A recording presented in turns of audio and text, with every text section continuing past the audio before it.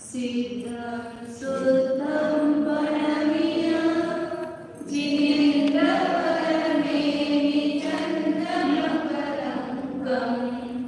गुणरयनभूषणोदयं जीवस्सपरुवणम् ओच्छम्. एवढं सिद्धांत चक्रवर्ती नेमिचंद्र आचार्य की जय. जय परमपूज्य चारू चक्रवर्ती समाधी सम्राटाचार्य शांती सागरजी महाराज की जय. देवलोक प्रातः स्मरणीय गुरुदेव समंत भद्रमणी महाराज की जय. जय परमपूज्य आचार्य प्रवेशात सुंदर सागरजी महाराज की जय. जय परमपूज्य मोहदीक्षा गुरु वत्सल सिंधु आचार्य सुयश सागरजी महाराज की जय. सागर की जय. गती मार्गणा चालू आहे. त्या गती मार्गणेमध्ये आपण नरगतीची संख्या पाहिली होती. नरगतीची सामान्य संख्या पहिले किती सांगितले ते सामान्य नरगतीची संख्या दुसरा वर्गमूळाने गुणायचं. जगश्रेणी गुणिले घनांकुलाचा दुसरा वर्गमूळ. आणि नंतर हे जी तिर्याच्या गतीची किती सांगितली. सामान्य तिर्याचे जे आहे ते तर अनंत अनंत आहे. 13 राहिलेले 13 संदृष्टी आहे, परंतु जीव किती आहेत अनंत अनंत आहे. ते सगळ्या संसारी जीवामधून फक्त 3 गतीतले जीव कमी केले की सगळे तिर्यांची जीवांची संख्या. त्याच्यानंतर पंचेंद्र तिर्यांची राशी सामान्य तिर्यांच्यातून 3 गतीतले जीव वजा केले. सामान्य पंचेंद्र जीवातून 3 गतीतले जीव वजा केले. म्हणजे तिथं काय संख्या सांगितलेली, फक्त त्या सामान्य राशीतून 3 गतीतले जीव कमी केले की ती तिन्ही संख्या निघते. मग ती आहे की आपण लक्षात काय ठेवायचे, जगत प्रतराचा असंख्यातावा भाग. काय लक्षात ठेवायचं, जगत प्रतराचा असंख्यातावा भाग. तर ते कुठल्या असंख्याताने त्याला भागले तर प्रतरांगुलाचा असंख्यातावा. त्याशी लक्षात ठेवायचं. म्हणजे असंख्या जगश्रेणी प्रमाणात जसं नारकींची संख्या घनांकुलाचा दुसरा वर्गमूळ गुणिले जगश्रेणी आहे ना, तसे हे पण असंख्या जगश्रेणी आहे. जगत प्रतराचा असंख्यातावा भाग म्हणा की असंख्या जगश्रेणी म्हणा, दोन्हीचा अर्थ. आता तिसरं मनुष्य गतीची संख्या सांगताय. 157 दाखवा. सेडी सुई अंगुल आदिमतदय पद भाजिने गुणा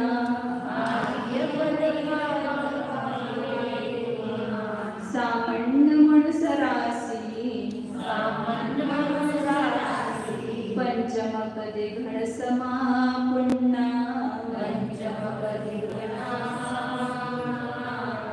सेडी सुई अंगुल आदिमतदय पद भाजिने गुणा सामान्य मनुसरासी पंचम कदे घन समा पुन्ना.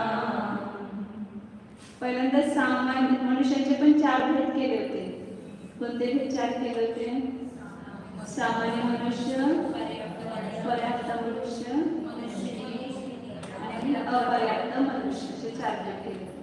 तर सामान्य मनुष्यामध्ये काय आहे, सगळे पर्याप्त पर्याप्त सगळे मनुष्य आहेत.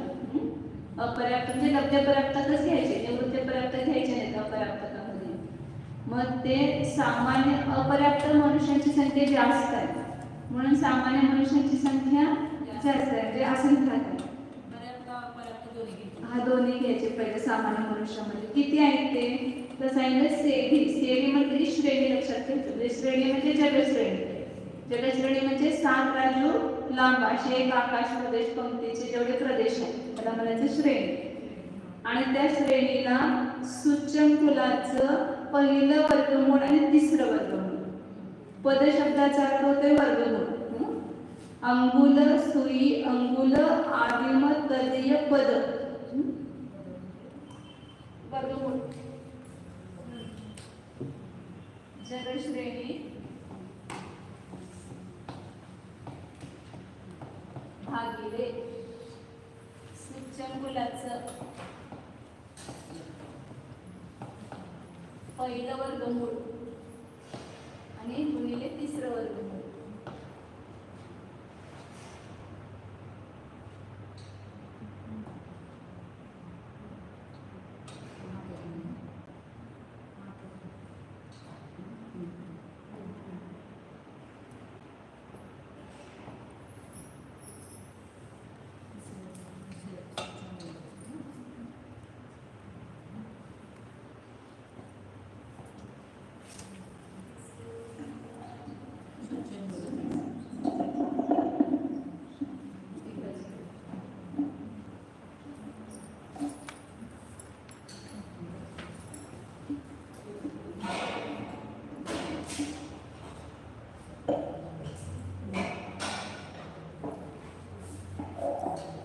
जगश्रेणी भागिले सुच्चंगुलाचं पहिलं वर्गमूळ आणि तिसरं वर्गमूळाने भागायचं त्याला जगश्रेणीला. जगश्रेणीचा असंख्यात्वा भाग आहे. ही सगळ्या असंख्यात संख्या आहेत. असंख्यात संख्या बघितलं तर त्याला काय म्हणायचं असंख्यात्वा भाग. हे सुच्चंगुलाचं पहिलं वर्गमूळ आणि तिसरं वर्गमूळ म्हणजेच घनांकुलाचं दुसरं वर्गमूळ आहे. म्हणजे नारक राशीला काय केलं तर आपण जगश्रेणीला गुणलं होतं दुसऱ्या घनमुळाच्या दुसऱ्या घनांकुलाच्या दुसऱ्या वर्गमूळानं आणि आता जगश्रेणीला घनांकुलाच्या दुसऱ्या वर्गमूळानं भागलं.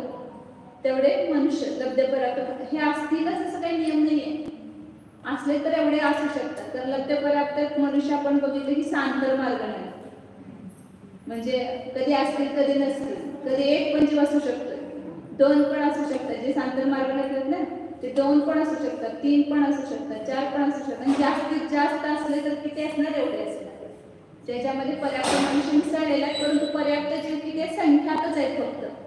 आणि हे लब्धपर्याप्त असले तर असंख्यात असणार.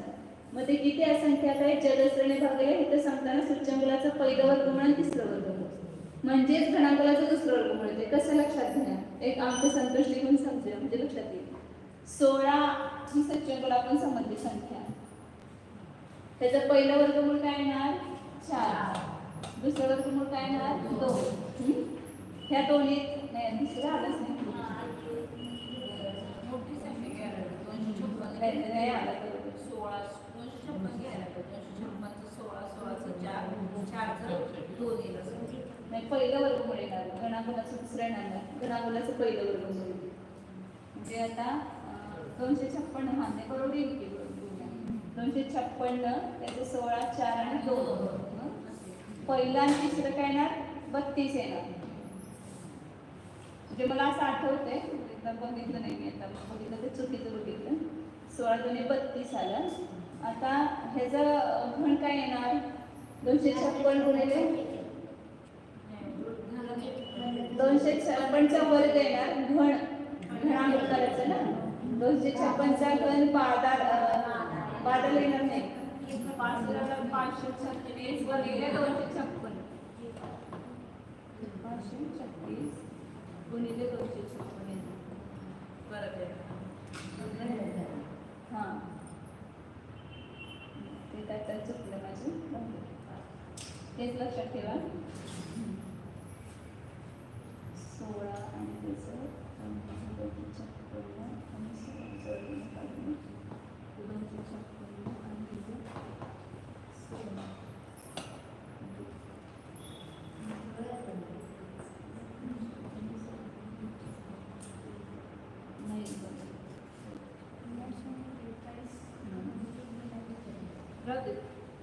लक्षात ठेवा. सुच्चंगुलाचं पहिलं वर्गमूळ दुसरं ते फॉर्म्युला आहे ते सगळे असं त्याच्या संख्येच्या ते किती वर्गमूळ त्याचं घनांकुलाचं किती वर्गमूळ होत आहे सगळं महाराज आहे कसं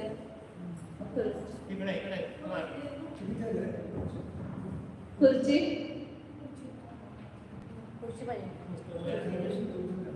हा चल.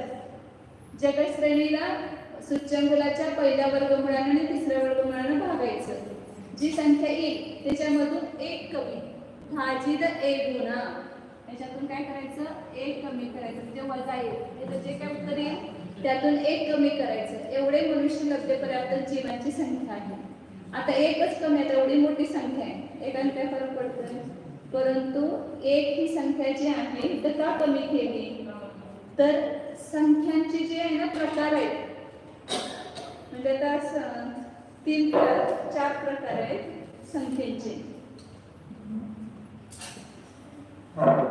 संख्या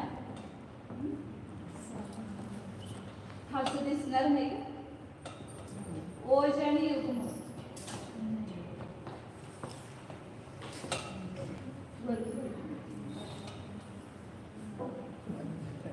दिसते का तुम्हाला सगळ्यांना? ओज आणि युग्म असे 2 प्रकार आहेत संख्येचे, आणि त्याच्यामध्ये पण 2 प्रकार आहेत, कली ओज आणि तेज ओज. सोपं एकदम. बादर युग्म आणि कृतयुग्म. म्हणजे ओळीने हे याची संख्या लक्षात ठेवली ना आपल्याला एकदम सोपं आहे. हा, म्हणजे ओळीने तुम्हाला संख्या सांगते ते लक्षात येईल.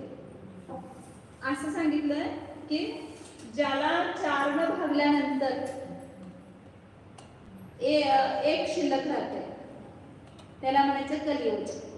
4 न भागल्यानंतर 3 शिल्लक राहते, हे दोन्ही विषम घ्यायचे, ते 1 आणि 3 संख्या राहते त्याला म्हणायचं तेजोज.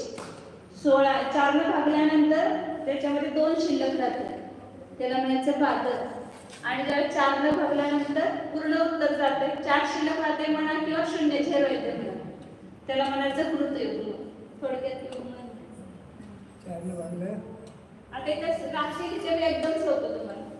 13, 15, 14 आणि 16.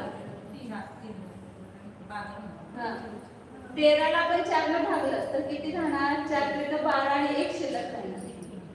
15ला 4 ने भागलं तर किती शिल्लक राहणार? 4 3 12 आणि 3 शिल्लक राहणार. 14ला भागल्यावर 2 शिल्लक राहणार आणि 16ला भागल्यावर 0 राहणार. 4 राहणार म्हणजे का 0 राहणार. 4 3 12 केला की 4 शिल्लक राहते. असं म्हणजे म्हणताना असं म्हणतात शास्त्रामध्ये की तिथे 4 शिल्लक राहते. काहीच राहत नाही म्हणा किंवा 4 शिल्लक राहते, दोन्ही सारखे एकच. तर ह्या 4 प्रकारच्या राशी आहेत. आता ह्या आपल्या ह्या 13 14 15 16 तर आपल्याला कळतंय, परंतु हे जगश्रेणी वगैरे आपल्याला लक्षात येत नाही. तर जगश्रेणी ही कृतयुग्म संख्या आहे. कोणती संख्या आहे? कृतयुग्म. नाही हा, कृतयुग्म, बरोबर, कृतयुग्म आहे. म्हणजे याला बरोबर 4 ने भाग जातोय. समसंख्या आहे ती 4 ने भाग जाते, पूर्ण 0 येते. आणि जी मनुष्य राशी आता सांगितली, मनुष्यांची संख्या ती तेजोज राशी आहे. यांना भागल्यानंतर जे उत्तर येईल ना, आणि जे मनुष्यांची राशी आहे ती तेजोज संख्या ही आहे.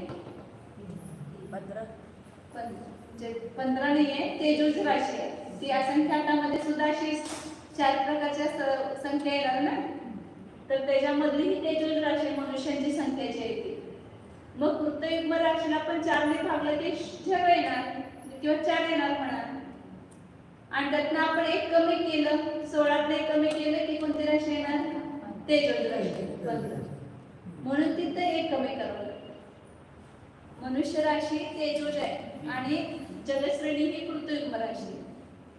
मग जलश्रेणीला ह्या राशीनं भागल्यानंतर जे उत्तर येणार ते कसं येणार? पूर्ण 4चा भाग जाणार ना त्याला, हा परत मग कृतयुग्मच येणार राशी. म्हणताना मग तिथं 1 कमी केलं की मनुष्य राशी येते. या राशीतून 1 कमी केलं तर मनुष्य राशी. कारण का मनुष्य राशी ही तेजोज संख्या आहे. प्रत्येक राशीमध्ये ही कुठली आहे? बादयुग्म आहे का, कृतयुग्म आहे का, तेजोज असं सांगतात शास्त्रामध्ये. बरं, हे त्याला समजलं तर ठीक आहे, परंतु सामान्य एवढं काय समजा की जगश्रेणीचा असंख्यातवा भाग एवढी मनुष्यांची संख्या आहे. कुठल्या मनुष्यांची? सामान्य मनुष्यांची. आणि सामान्यामध्ये पर्याप्त अपर्याप्त दोन्ही प्रकार असतात. आता जे तुम्ही सांगितलं ना, मनुष्य राशी तेजोज राशी आहे, म्हणून जगश्रेणीचा हे भाग करताना 1 वजा केला असं. हा, म्हणजे शेवटी एवढे आपण नुसतं जगश्रेणीला ह्यानं भागलं तर काय राहणार? तिथं पूर्ण जाणार भाग त्याचा. काय शिल्लक राहणार नाही, म्हणजे 4 शिल्लक राहणार नाही, 4 शिल्लक राहणार. आणि इथं आपल्याला तेजोज राशीमध्ये 3 शिल्लक राहायला पाहिजे, म्हणून 1 वजा करायचे. तेजोज संख्या यायला पाहिजे. ते राशीचं नाव ठेवते. हा त्याचं काय युग म्हणजे आता 2 असं थोडक्यात होतं युग म्हणजे. अशी हे 4 राशी पुढे लक्षात ठेवायचं, लक्षात राहते. 13, 15, 14 आणि 16. 2 समसंख्या आहेत आणि 2 विषम संख्या आहेत. 1 आणि 3 हे शिल्लक राहते, ही विषम संख्या आणि ती 2 आणि 4 शिल्लक राहते त्या समसंख्या. प्रत्येक संख्येमध्ये समसंख्या आणि विषम संख्या असतात. आपण 1, 2, 3, 4 घेतलं, 1 आणि 3 विषम येणार, 2 आणि 4 सम येणार.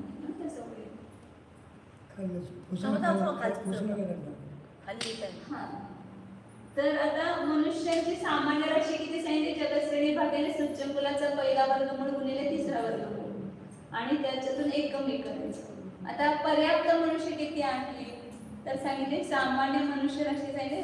पर्याप्त मनुष्य राशी पंचम कधी घन समा 5 संख्यातच आहेत. मनुष्य किती आहेत?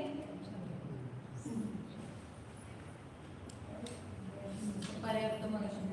पर्याप्त मनुष्य हे सामान्य मनुष्य. हे राजकुलाचे पर्याप्त पर्याप्त दोन्ही मिसळून सामान्य म्हणजे पर्याप्त.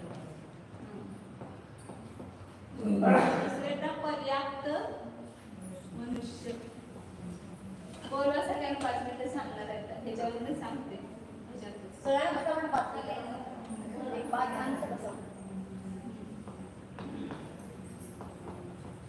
पर्याप्त मनुष्यांची संख्या किती आहे? फक्त संख्यात आहे.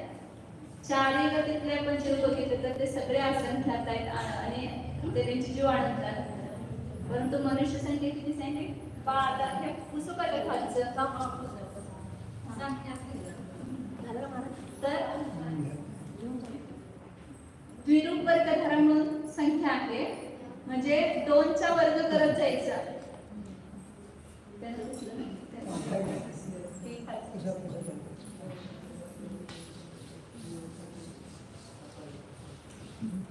काय सांगितलं? बादालाचा घन. आता बादाल म्हणजे काय?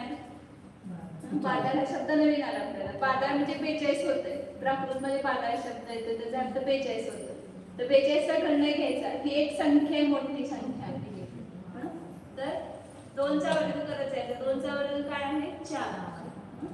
4चा वर्ग 16. 16चा वर्ग 256 येतो. 256चा वर्ग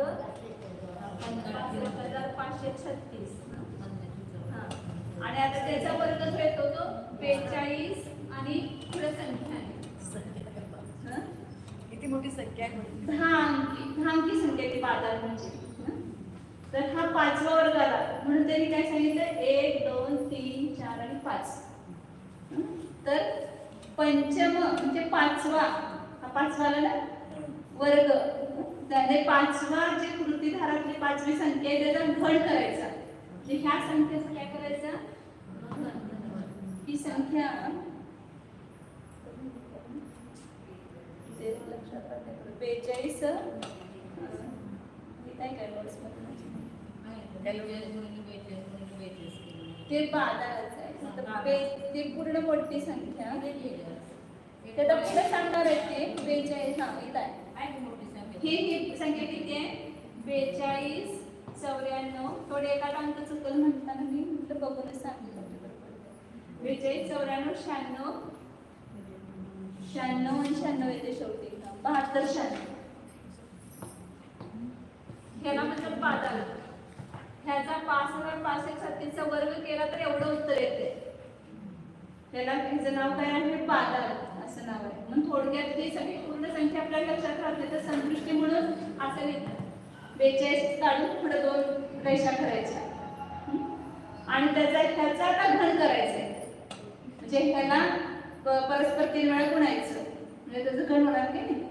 म्हणजे हे ही संख्या आहे म्हणून समजा. 42, 42,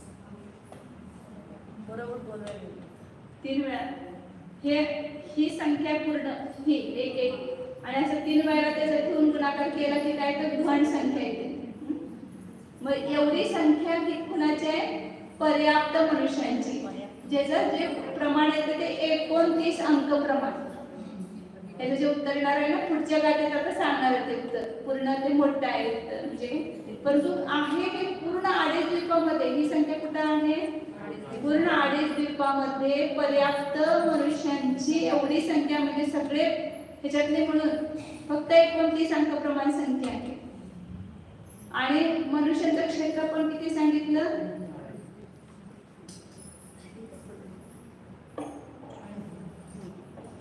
अडीच द्वीप. लोक किती आहे?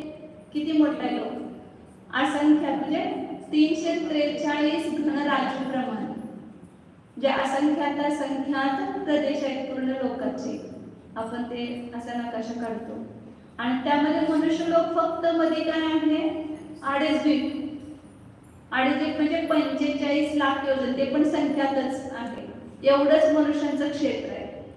मनुष्यांचं द्रव्य म्हणजे संख्या ही पण सगळ्यामध्ये अल्प. म्हणजे सगळ्यात चारी गतीमध्ये बघितलं ते लब्धप्राप्तांची काही हेच नाही ना, गणनाच नाहीये. ते काय शास्त्रशास्त्राच्या 18व्या भागामध्ये जन्मतात आणि मरतात.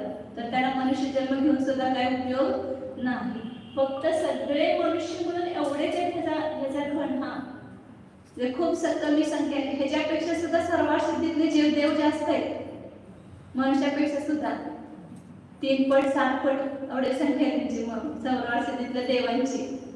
आणि अडीच द्वीपामध्ये फक्त सगळ्या अडीच द्वीपामध्ये मिळून एवढेच मनुष्य, पर्याप्त मनुष्य. मग ही मनुष्य पर्यायाची काय आहे? दुर्लभता लक्षात घ्यायची.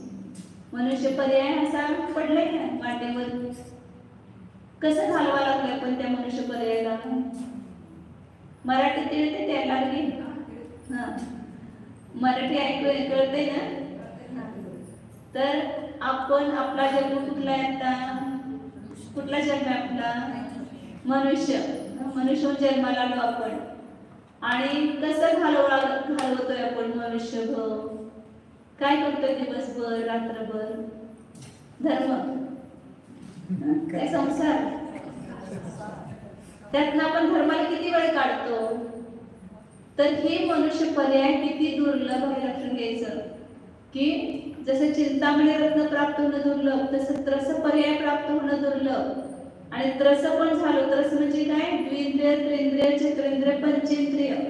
आणि त्या त्रस पर्यायामध्ये पुन्हा पंचेंद्रिय पर्याय प्राप्त होणं किती दुर्लभ आहे. सांगितलं पूर्ण वाळवंट पसरलेलं, सगळीकडे वाळू पसरलेली आहे. आणि एवढाच आपल्याला रत्नाचा खडा होता आणि तो आपल्या हातातनं पडला त्या वाळवंटामध्ये. आता ती वाळू पण चमकते उन्हामध्ये आणि ते रत्न पण चमकते. मग तुम्हाला सापडणार का ते रत्नाचा एवढासा कण? तर तसं त्या वाळवंटामध्ये रत्नाचा कण प्राप्त होणं दुर्लभ आहे. तसं ह्या त्रस पर्यायामध्ये पंचेंद्रिय पर्याय प्राप्त होणं दुर्लभ आहे. मग त्या पंचेंद्रिय पर्यायामध्ये सुद्धा मनुष्य पर्याय प्राप्त होणं दुर्लभ. त्याची दुर्लभता सांगितली की जसं आता 2 लाकूड आहेत. दुसऱ्या कडेला 1 लाकूड सोडायचं, ह्या कडेला 1 लाकूड सोडायचं समुद्राच्या. आणि ते 2 लाकडं येऊन मिळणं किती दुर्लभ आहे. तसंही मनुष्य पर्याय प्राप्त होणं दुर्लभ. त्या मनुष्य पर्यायामध्ये सुद्धा पर्याय 130 करोड. 130 करोड म्हटल्यानंतर धामकी झाली संख्या. फक्त धामकी झाली. अशी विद्या क्षेत्रामध्ये आणखी ह्याच्यापेक्षा जास्त मनुष्य आहे. पर्याप्त मनुष्य. आणि ऐरावत क्षेत्रामध्ये आपल्यासारखेच असणार, इकडच्या सारखेच. तर त्या 29 सगळ्या अडीच द्वीपामध्ये म्हणून फक्त एवढी संख्या. त्यातला आपला नंबर लागला तेवढ्या संख्येमध्ये. समजा आपल्याला कुठंतरी ह्याला पाठवायचं असेल, परदेशमध्ये खेळायसाठी पाठवायचं असेल आणि त्यात आपला नंबर लागला. किती मुलांच्यातून नंबर लागला की 1000 मुलांच्यातून आपला नंबर लागला. तर किती आनंद होतोय. आणि आता त्या सगळ्या असंख्यात जीवांच्या मधून त्या मनुष्य पर्यायामध्ये येण्यासाठी आपला नंबर लागला. एवढ्याच जीवांचा नंबर लागतोय. हा मग ती मनुष्य पर्याय आपण कशी. आणि त्या मनुष्य पर्यायामध्ये पुन्हा आश्चर्य काय आहे की हे सगळे माहीत मनुष्य, याच्यामध्ये प्लेटचे खंड आले, आर्यखंड आले. मग आर्यखंडामध्ये आपला जन्म झाला, त्याच्यापेक्षा दुर्लभ म्हणजे किती आर्यखंडातली संख्या कमी असणार आणि प्लेटच्या खंडामधली संख्या जास्त असणार मनुष्यांची. आणि त्या आर्यखंडामध्ये सुद्धा आपण चांगल्या कुळात जन्माला आलो, उच्च कुलामध्ये, की ज्या ठिकाणी आपल्याला दररोज जिनेंद्र भगवंतांचं दर्शन, जिनेंद्र भगवंतांची वाणी ऐकायला मिळते. हे त्याच्यापासून ते आता संख्या कमी कमी होत गेली बघा. आर्यखंडातली संख्या ठाकलीच आता, केवळ आर्यखंडातली संख्या कमी, त्यामध्ये आपला नंबर लागला. आर्यखंडामध्ये सुद्धा जे उच्च कुलवाले आहेत ते कमी आहेत. आता जैनांची सुद्धा संख्या किती असते सगळ्यामध्ये? 130 करोड मध्ये किती आहे? 1 करोड पण आहेत त्या. समजा 1 करोड आहे असं समजूया, म्हणजे त्या 130 करोड मधून 1 करोड किती कमी झाले. आणि त्यामध्ये सुद्धा जे जैन म्हणून स्वतःला घेतात परंतु रोज मंदिरला येणारे ज्यांना जैन दर्शन मिळते, किती तर आता मुंबई पुण्यासारख्या ठिकाणी शहरामध्ये मंदिर नाही, जवळ 50 किलोमीटर लांब राहतात, तर रोज मंदिराचं दर्शन होत नाही. आपल्या घराजवळ मंदिर आहे की नाही? सगळ्यांच्या घराजवळ आहे ना? बोला, मंदिर जवळ आहे तुमच्या घराच्या. मग किती जण मंदिराला जात आहे? त्यातले किती जण जात आहे मंदिराला? दररोज नियमानं न चुकता किती 4-5 जण हात केला, सगळेजण येतात मंदिरला. त्यावेळेला रोज विचार करायचा की आपलं पुण्य भाग्य आहे, पण आपल्याला हे मंदिराचं दर्शन करायला मिळतंय. आणि त्याच्यामध्ये जिनवाने ऐकायला मिळणं त्याच्यापेक्षा दुर्लभ. दर्शन करायला येणार पुष्कळ आहे, परंतु शास्त्र ऐकणारे किती आहे? आता तुमच्या तिथे शास्त्र सुरू केलं, किती जण बसणार ऐकायला? आम्हाला वेळ नाही ना, घरात सगळं जेवण करायचं, काम पडलंय आमचं, सगळं कोण करणार? मग पुन्हा शास्त्र ऐकायला मिळणे हे अत्यंत दुर्लभ आहे. आणि शास्त्र ऐकायला मिळालं असतं तर कधी सोडायचं नाही, कारण का भगवंताचं आपण दर्शन घेतलं, परंतु ते काय सांगतात हे शास्त्रामध्ये दिले. आता भगवंत मौन येतील, काय बोलतात का? नाही. मग त्यांनी काय सांगतात, काय त्यांचा उद्देश आहे हे आपल्याला शास्त्र वाचल्यानंतर कळते. म्हणून दररोज आपल्याला हे मिळालेलं आहे मनुष्यपर्याय महाभाग्यानं, तर कमीत कमी 2 गोष्टी तर मी रोज करेन असं संकल्प करायचा. भगवंतांचं दर्शन आणि जिनवचन ऐकणं, म्हणजे स्वाध्याय करणं.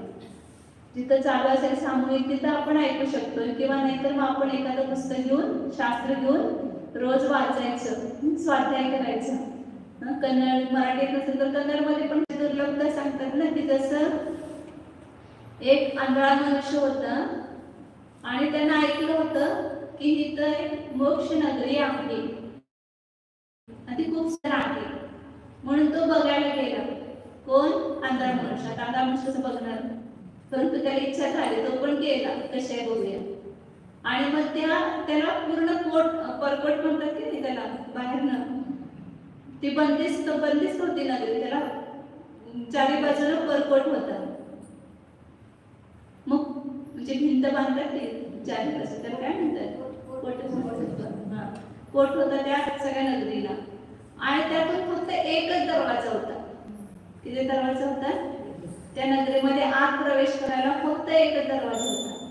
मग तो आंधळा होता, तर त्याला काही दिसत नव्हतं. मग त्याला कुणी तर सांगितलं की भिंतीला धरत जा आणि दरवाजा आला की तो आत शिर. मग तो पूर्ण तिथं फिरून येणार आणि जिथं दरवाजा आला की त्याला खाज येणार. डोक्यात खाज येणार तर खाज सुटणार आणि तो खाजवत असं जाणार, तोपर्यंत दरवाजाच्या पुढे जाणार निघून, पुन्हा भिंतीला धरणार. असं तो किती वेळ करतो तर सुद्धा त्या नगरीमध्ये प्रवेश करू शकत नाही. का करू शकत नाही? तर जिथून प्रवेश करायचं होतं त्याच ठिकाणी त्याला काय आली? खाज आली. तसं आपल्याला सुद्धा सांगितलं की एक मनुष्य पर्याय आहे, तिथूनच मोक्षरूपी नगरीचा दरवाजा उघडतो.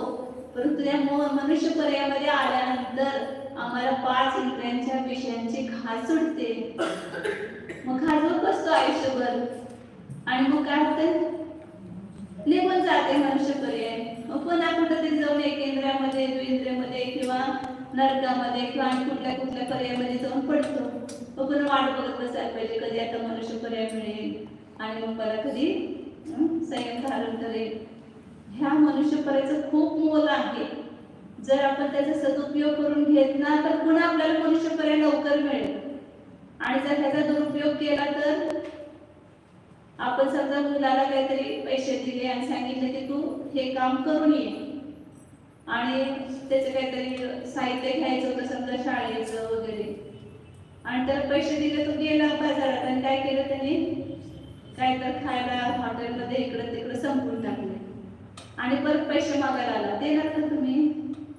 तुम्ही काय म्हटलं, काय केलं असते पैसे? मी खाऊन टाकले. आता खाऊन टाकले ना तर तुला परत पैसे मिळणार, कारण दिलं होतं त्याचा तू उपयोग करून घेतला नाहीस, आता परत मिळणार नाही.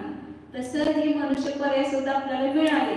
आणि मग काय म्हणणार, पुन्हा मनुष्य पर्याय द्या आम्हाला म्हटलं तर आता एकदा देऊन बघितला मी, परत आता तुम्हाला मनुष्य पर्याय मिळणार नाही. जर ह्याचा तुम्ही मोल केला तर पुन्हा स्वर्गात जा, पुन्हा मनुष्य होणार. म्हणजे मोल करणं म्हणजेच मनुष्य पर्यायाचा उपयोग आपल्या आत्मकल्याणासाठी करणं, म्हणजे धर्म करणं. धर्म म्हणजे काय आहे तर आपल्या आत्मस्वभावाला समजून घेणं, वस्तूचं स्वरूप समजून घेणं, हे मनुष्य हे धर्म आहे. आणि हे सगळं आपल्याला शास्त्र वाचल्यानंतर लक्षात येणार. म्हणून दररोज नियमानं स्वाध्याय करायचं. स्वाध्याय हे आपले डोळे आहेत. जसं चालण्यासाठी, मार्ग पाहण्यासाठी आपल्याला डोळे पाहिजे. डोळे नसतील तर आपण वाट बरोबर चालू शकणार नाही. तसं जर हे आगमरूपी डोळे आपल्या जवळ नसतील तर आपलं पाऊल चांगलं पडणार का? नाही पडणार. सगळ्या संसार मार्गामध्येच पुन्हा आपण भटकणार. म्हणून ह्या डोळ्यांचा उपयोग करून घ्यायचा आपल्याला मिळालेला आहे. तर आगम चक्षु म्हटलेला आहे, तो आगम चक्षु साधू असतो. तर दररोज स्वाध्याय केल्यानंतरच आपल्याला मनुष्य पर्यायामध्ये काय करायचं हे सगळं लक्षात येतं. हे सगळं शास्त्र आपल्याला विवेक देत असतो. पण दररोज आपण स्वाध्याय केलं तर आपलं मनुष्य पर्याय सार्थक होईल आणि आपण योग्य मोक्ष मार्गावर वाटचाल करू. म्हणजे मनुष्य पर्यायाची दुर्लभता ही संख्यावरून लक्षात येते की एवढी संख्या कमी आहे आणि त्यामध्ये आपल्याला चान्स मिळालाय. आता हा चान्स आपण घालवायचा नाही. गोल्डन चान्स म्हणजे कसं आहे, आमचा गोल्डन चान्स आहे. मनुष्य पर्याय प्राप्त होणं म्हणजे गोल्डन चान्स. त्यामध्ये जैन धर्म मिळणं, त्यामध्ये आपल्याला साधूंची संगती मिळणं, हे सगळं स्वाध्याय करायला मिळणं, हा खूप गोल्डन चान्स आहे. तर त्याचा परंतु फक्त काय करायला पाहिजे, आपण त्याची किंमत करायला पाहिजे आणि त्याचा फायदा करून घ्यायला पाहिजे. गोल्ड पण आपल्याला मिळालं की त्या ठिकाणी ज्ञानी लोकांच्या जवळ जाऊन ऐकायचं, साधूंचे सहवास घ्यायचा आणि तिथं आपलं आत्मकल्याण करून घेणार. हे सांगायचं होतं. बादालाचा घण, हे तर 3 दिले तर ते घण म्हणतात. ह्या संख्येचं घण करायचं, म्हणजे ही संख्या जी 10 अंकी आहे याचा घण केला की ते 29 अंक प्रमाण संख्या आहे. आता ती कोणती संख्या आहे त्याचं पूर्ण हे सांगितलेलं आहे. त्याचा गुणाकार केल्यानंतर किती संख्या आहे ते पुढच्या गाठीमध्ये सांगते. 158 नंबर गाठा आहे. ह्याचा घण केल्यानंतर किती संख्या आहे तर ती अक्षरामध्ये सांगितलेली आहे संख्या, आणि त्याच्यावर आपण अंक काढायचा. काल जसं त्याने श्रीवर दाखवलं ना, हो श्रीवर आहे, तसं इथं एकेका अक्षरांवरनं अंक काढायचे. वाचून द्या सांगितलं तुम्ही, वाचून आवडतात कशाचं काही किती अंक घ्यायचे. क पासून लिहिते मी, म्हणजे लक्षात परत एकदा गाता म्हणूया. नाही तिथं तर त्यांनी ते 64 अंक दिले. 1 पासून 64 अक्षरांचे 64 अंक दिले. हा मग तेच तसं सांग. तिथं कसं आहे की 27 वर आणि क पासून ते ह पर्यंत जे अक्षर आहे त्याला 1 पासून 64 पर्यंत आहे. आणि इथं तसे नाही. इथं आता किती आहे तिथे काढावे पुस्तकाला महाराजांचं दर्शन करावं. हा सांगा म्हणून त्यांना पण पाठवून सांगतात तुम्हाला.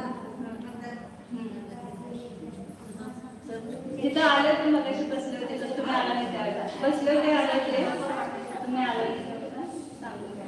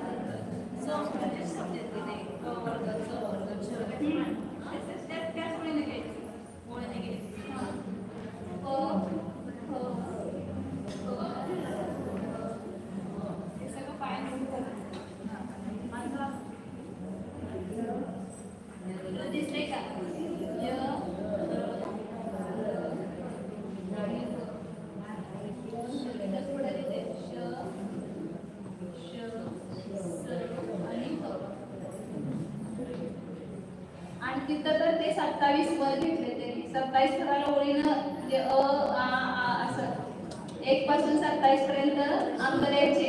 मग इथून 28 29 30 31 32 असं नाव 33 34 35 36 37 असं 64 येणार नाही पुढाने अनुस्वार विसर्ग असे.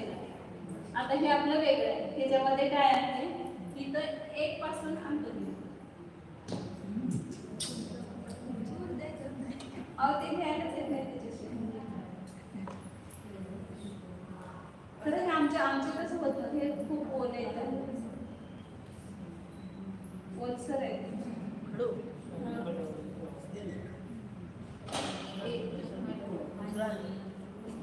मागं सांगितलं होतं हे असंच ह्या ओळीनच अक्षर लक्षात ठेवायचे. क ख ग ग ङ च छ ज झ य ट ठ ड ढ न च थ द ध न प फ ब भ म य र ल व श श स ह.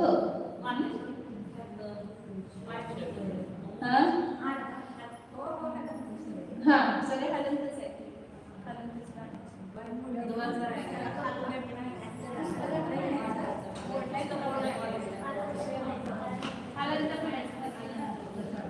हा लक्षात घ्या. फक्त सोपं आहे हे लक्षात ठेवायला. 1 पासून 10 जिथपर्यंत येते तिथून घ्यायचं. पुढे पुन्हा 1 पासून 10 पर्यंत म्हणजे 0 10 ने 1 ते 0 येते. पुन्हा 1 ते 5 येते.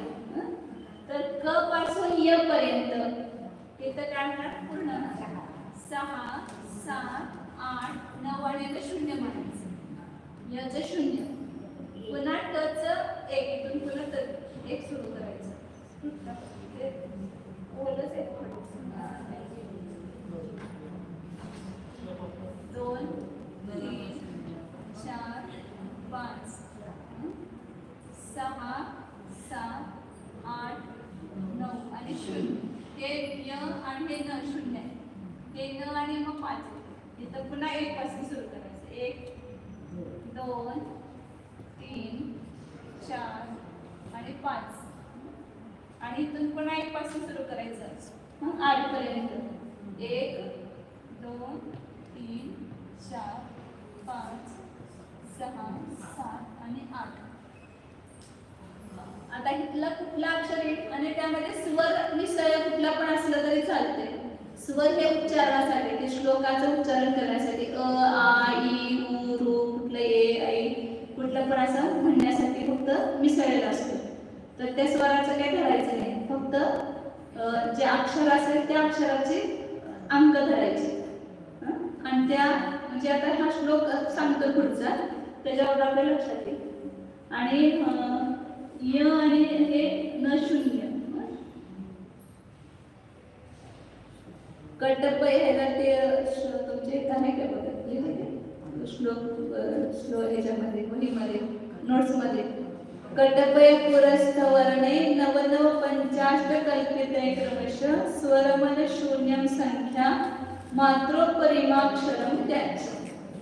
क पासून घ्यायचं नंतर ट पासून घ्यायचं नंतर प पासून आणि य पासून याच्यापासून जे वर्ण आहेत त्या वर्णाच्या द्वारे पहिले 9 आले, नंतर 9 आले, नंतर 5 आले, नंतर 8.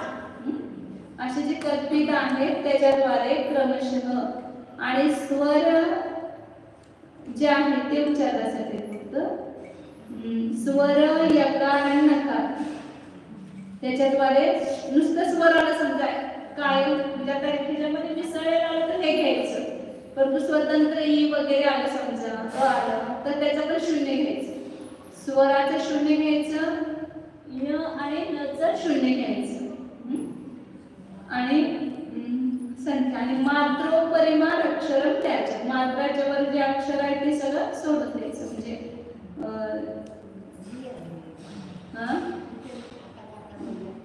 हा ते जे मात्रा म्हणजे काना मात्रा जे असेल ते सोडायचं, ते घ्यायचं. आता पुढे वाचूया आपण याच्यावरून मनुष्यांची संख्या काढलेली आहे. तदलिन मधुर विमलम धूमशिला गाविचोर भयमेरू तटहरि खजसा होती मानस पज्जत संखंका तललीन मधुर विमलम धूमशिला गाविचोर भयमेरू तटहरि खजसा होती मानस पज्जत संखंका. आता हे जे अक्षर आहे त्याच्यावर काय धारण करायचे अंक आणि अंकाचा नियम काय आहे अंकानाम वामतो गती अंक उलटीकडनं घ्यायचे. पहिला त सांगितलं तर शेवटचा अक्षर शेवटचा अंक समजायचा ना ल त्याच्या अगोदरचा अंक ली त्याच्या अगोदरचा अंक अशा अगोदरची संख्या येते. आता पुन्हा तिथं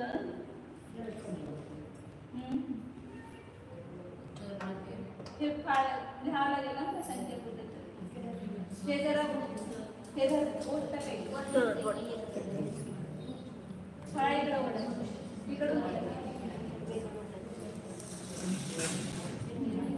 आता एक एक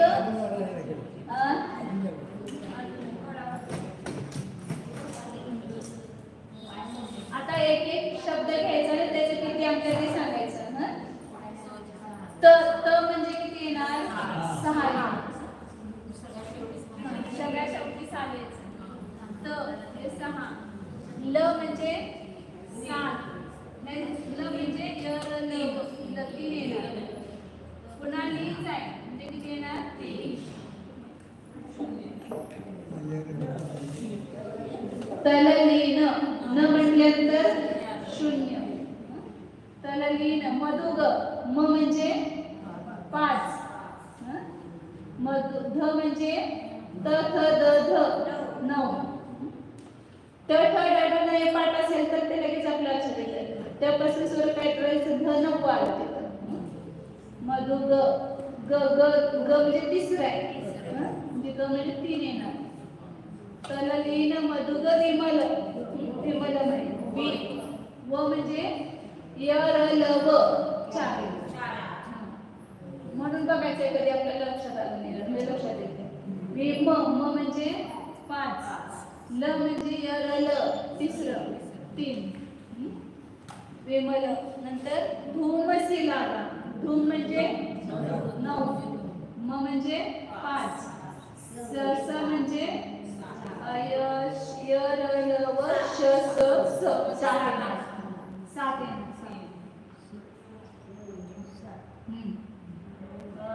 सिमल धूम धूम शिलागा 7 झालं.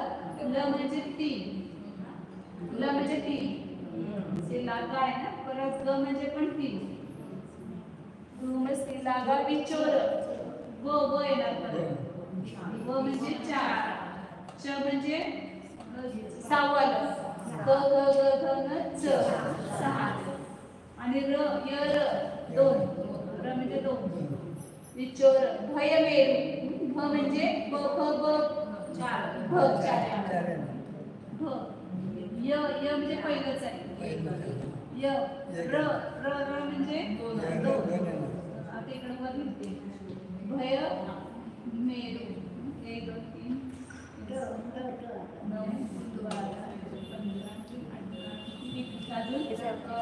अजून 8 संख्या येणार. तट हरी खजसा भय मेरू मेरू झालं का? मे मज हे नाही पर्यंत भय र आलं नाही मज राहिलं.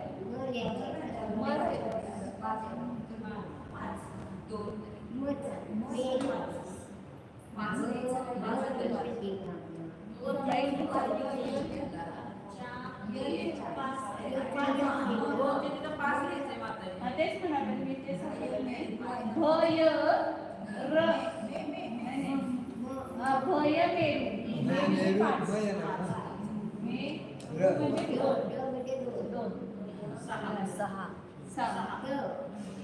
र म्हणजे 2 6 कुठं 2 झालं. आता तट हरी खजसा त म्हणजे 6 त म्हणजे 1 तट हरी ख म्हणजे 8 र म्हणजे 2 ख ख म्हणजे ख 2 ख झ झ म्हणजे 9 येणार. च च च झ 9 ख ख झ 6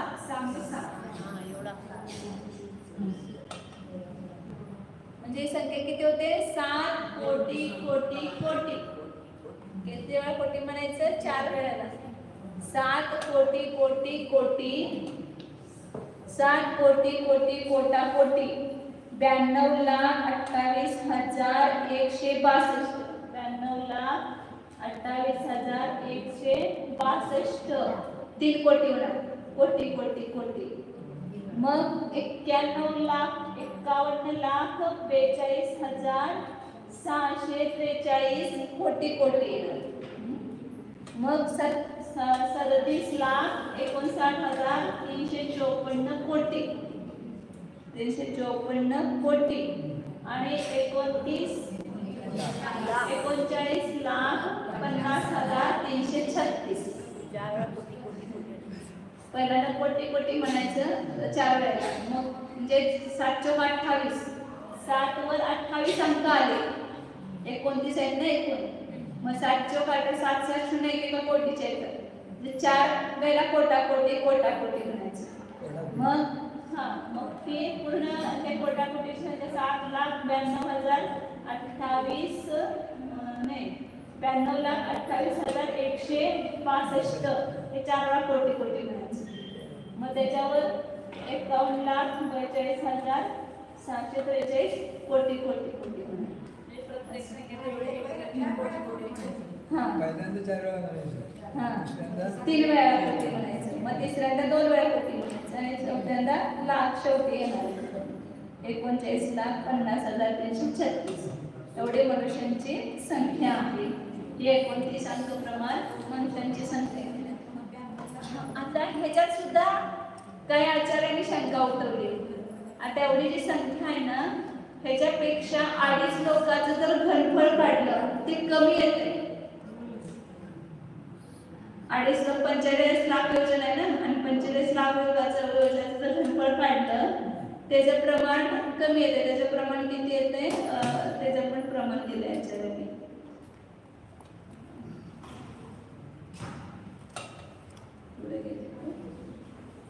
पुढच्या गाथेचे प्रमाण त्याचं क्षेत्रफळ घनफळ सगळं काढून अंगुलामध्ये दिले. 9,44,2 असं हे प्रमाण अंगुल ते उच्छेदांक केलं तरी सुद्धा. आणि चतुर्थ काळाच्या सुरुवातीला तर 500 दक्ष उंची वगैरे असते मनुष्यांची. मग क्षेत्रफळ एवढं कमी तेवढं मनुष्य कसे बसतात त्याच्यामध्ये असा प्रश्न केला. मग तिथं त्यांनी परत टीका करण्याचं उत्तर दिले की आता हे आकाशाची अवकाश शक्ती आहे त्यामुळे सगळे मनुष्य त्याच्यामध्ये पाहू शकतात.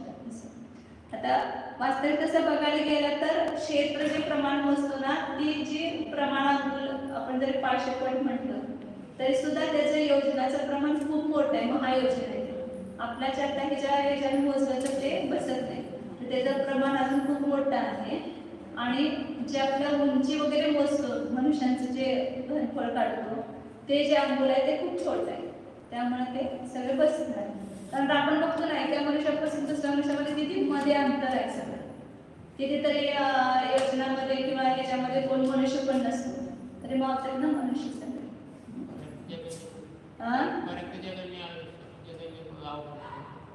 पर्याप्त मनुष्यांची जगणे अवघड. आता 6व्या काळात 1 फुटच असते. 6व्या काळात ज्याला मनुष्य येणार ना त्याला 1 फूट उंची असते. परंतु चतुर्थ काळात आणि त्याच्यामध्ये तर भूमीमध्ये तर ज्याला बघितलं आपण किती किती कोसाचं त्यांचं उंची आहे. 6000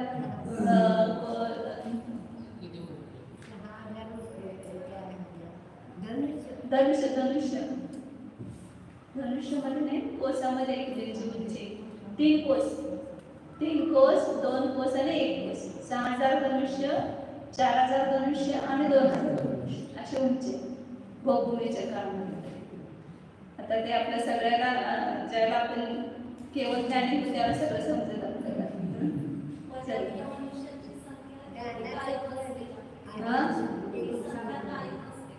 हा उत्कृष्ट संख्येने याच्यापेक्षा जास्त मनुष्य असणार नाही, एका दुसरा कमी असू शकेल, कारण का जी संख्या सांगतात ते उत्कृष्टाच्या अपेक्षा सांगतात. परंतु जसं लब्धप्राप्त मनुष्य 1, 2, 4 असतात असं नाही, ही संख्या असणार भरपूरच, म्हणजे आपण जे सांगितलं त्याच्यापेक्षा नाही. परंतु एका दुसरं 4 असं कमी जास्त पण असू शकतो. परंतु जास्तीत जास्त असले तर एवढीच असणार, याच्यापेक्षा जास्त होणार ना. जगण्याचं नाही सांगत, संख्या उत्कृष्ट एकच सांगतात. पुढं सगळं झालं, शेवटी त्यांनी सांगितलंय की आम्ही उत्कृष्ट संख्या सांगतो. त्याच्यामध्ये पण एक पुढच्या मार्गामध्ये. आता पुढे 159 गाथा नंबर आहे, म्हणजे 42 आपण जो ती संख्या पाडाल त्याचा घन केल्यानंतर एवढी संख्या येते. तर तुमच्या कॉम्प्युटरला येत असेल तर काढून बघा, बरोबर आहे. एवढी मोठी संख्या कसं वाढवते, किती अंक येते संख्या. चल वेळ झाला आपला. हा हे एकदम घेऊया एवढ्या मनुष्यांचं. पंचत्तमनुस्सानं निजवुद्धो मानुषीन परिमाणं सामन्ना पुण्योना मनु अपचत्तगा होती. पंचत्तमनुस्सानं निजवुद्धो मानुषीन परिमाणं सामन्ना पुण्योना मनु अपचत्तगा होती. ही पर्याप्त मनुष्यांची संख्या सांगितली सगळी. त्याच्या 4, 3 चतुर्थांश भाग, म्हणजे 4 ला भाग द्यायचा आणि 3 ने गुणायचं. जर 100 ला आपण 4 ला भागलं 3 ने गुणलं तर किती येतं 75. तर तेवढी मनुष्यही. आता तिसरा प्रकार आहे मनुष्यही, म्हणजे स्त्रीवेदी मनुष्य. त्यांची संख्या म्हणजे सगळ्यात जास्त स्त्रीवेदीची संख्या आहे पुरुषवेदीपेक्षा पण तिप्पट, पुरुषवेदींच्या पेक्षा तिप्पट स्त्रियांची संख्या. आपण सामान्य सभेमध्ये पण बघतो पुरुष जेवढे असतात त्याच्या तिप्पट महिला असतात, जास्त असतात. तर मनुष्यांचे पर्याप्त मनुष्यांचा 3/4 भाग मनुष्यींचं प्रमाण आहे. आणि सामान्य पुण्योना, आता ही पर्याप्त संख्या सामान्य मनुष्यातून कमी केली म्हणजे मगाशी सांगितलेले जगश्रेणी भागिले सज्जमुलाचं पहिलं वर्गमूळ तिसरं वर्गमूळ. आता ही संख्या जी आपण लिहिली ती अशी घ्यायची फक्त स्त्रीवेदीची, आणि भाव स्त्रीवेदी घ्यायचा स्त्रीवेदीची.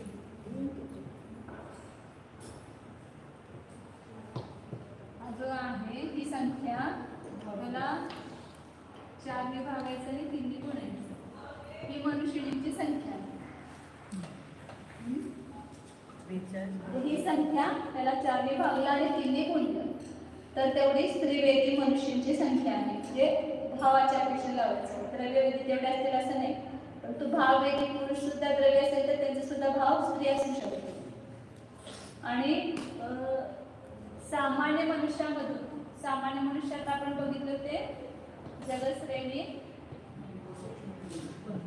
भागिले सूच्यंकुलाचं पहिलं वर्गमूळ गुणिले तिसरं वर्गमूळ आणि त्याचा -1. ह्या संख्येतून ही जी संख्या आहे वजा करायची. संख्या जे राहिलेले ते सगळे लब्धपर्याप्त मनुष्य, अपर्याप्त मनुष्यांची संख्या झाले. सामान्य मनुष्य पर्याप्त जीवानं कमी केले की मनुष्य अपर्याप्तांची संख्या येते. हे मनुष्य किती सांगितले की 3/4 भाग. मनुष्यासाठी ही पूर्ण संख्या वजा करायची. त्याच्यामध्ये ह्यामध्ये मनुष्य स्त्री पुरुष नपुंसक मिळूनच आहे, तिन्ही एकत्र आहे. आणि नुसतं मनुष्याने घ्यायचं असेल तर ह्याला 4 भागायचं, 3 गुणांचं, म्हणजे 3/4 भाग स्त्रीवेदी मनुष्याने. आणि अपर्याप्त मनुष्य किती आहे तर ह्या सामान्य मनुष्यामधून ही संख्या वजा करायची पूर्ण, की राहिलेली जी संख्या आहे ती सगळी लब्धपर्याप्त मनुष्यांची आहे. जे पर्याप्त मनुष्य आहे त्याच्यामधूनच मनुष्य निघणार त्यातल्या एवढ्या मनुष्यामध्ये. आणि सामान्य मनुष्य जे आहे त्याच्यामधून पर्याप्त मनुष्य वजा केले की अपर्याप्त मनुष्यांची संख्या आहे. असं हे करायचं. सामान्य मनुष्य वजा पर्याप्त मनुष्य. पर्याप्त मनुष्य वजा करायचे सगळेच तिन्ही वेळेला. पर्याप्त मनुष्य बरोबर अपर्याप्त मनुष्य.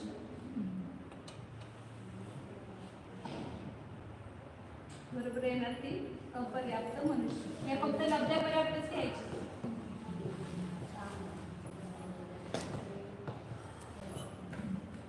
अपर्याप्त तिर्यंचे अपर्याप्त मनुष्य म्हटलं की ते फक्त लब्धपर्याप्त घ्यायचे.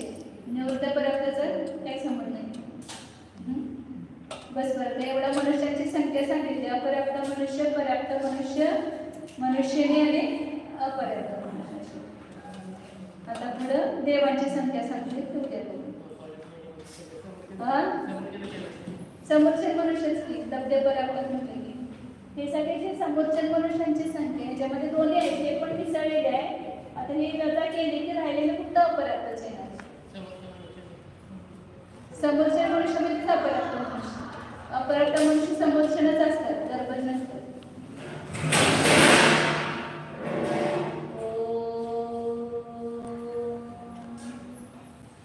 जाना हा मी शुद्ध जीवच आहे, ज्ञानदर्शन स्वरूप आहे. जाना स्वतःला हा मी एकटाच आहे. हा मी सदैव ज्ञान व आनंद स्वरूपच आहे. मी मनुष्य नाही, तिर्यंच नाही, देव नाही. मी जीव आहे. जीव म्हणजे जो जाणतो तो जीव, जो ज्ञानदर्शन स्वरूप आहे तो जीव आहे. मी जाणणार आहे अशी स्वतःची ओळख करून घ्या. जो या शरीरामध्ये जाणतो आहे तो मी आहे. ज्ञानानंद स्वरूप